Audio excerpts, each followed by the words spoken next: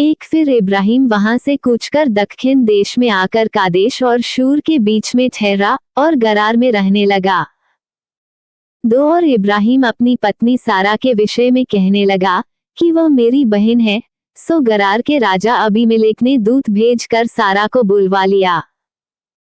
3 रात को परमेश्वर ने स्वप्न में अबीमेलेक के पास आकर कहा, सुन, जिस स्त्री को तूने रख लिया है उसके कारण तू मर जाएगा, क्योंकि वह सुहागिन है। 4 परंतु अबीमेलेक तो उसके पास न गया था। सो उसने कहा, हे प्रभु, क्या तू निर्दोष जाति का भी घात करेगा? 5 क्या उसी ने स्वयं मुझसे नहीं कहा कि वह मेरी बहन है?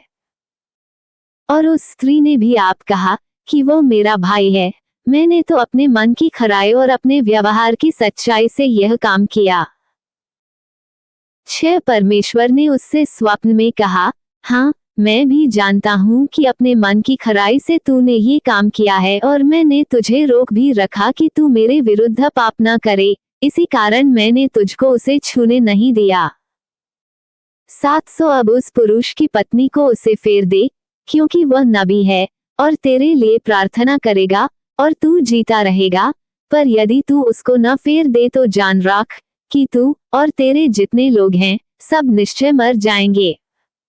8 बिहान को अबीमेलेक ने तड़के उठकर अपने सब कर्मचारियों को बुलवा कर ये सब बातें सुनाई और वे लोग बहुत डर गए। 9 तब अबीमेलेक ने इब्राहिम को बुलवा कर कहा, तूने हमसे यह क्या किया है?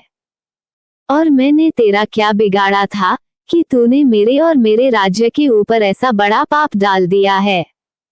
तूने मुझसे वह काम किया है जो उचित न था।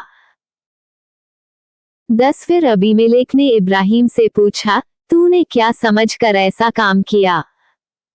11 इब्राहिम ने कहा, मैंने ये सोचा था कि इस स्थान में परमेश्वर का कुछ भी भय न होगा, सो ये लोग मेरी पत्नी के कारण मेरा घात करेंगे। 12 और फिर भी सचमुच वह मेरी बहन है, वह मेरे पिता की बेटी तो है पर मेरी माता की बेटी नहीं, फिर वह मेरी पत्नी हो गई। 13 और ऐसा हुआ कि जब परमेश्वर ने मुझे अपने पिता का घर छोड़कर निकलने की आज्ञा दी, तब मैंने उससे कहा, इतनी कृपा तुझे मुझ पर करनी होगी कि हम दोनों जहां जहां जाएं वहां वहां तू मेरे विषय में कहना कि यह मेरा भाई है। 14 तब अबीमेलेक ने भेड़ बकरी, गाय बैल और दास दासियां लेकर इब्राहिम को दी और उसकी पत्नी सारा को भी उसे फेर दिया।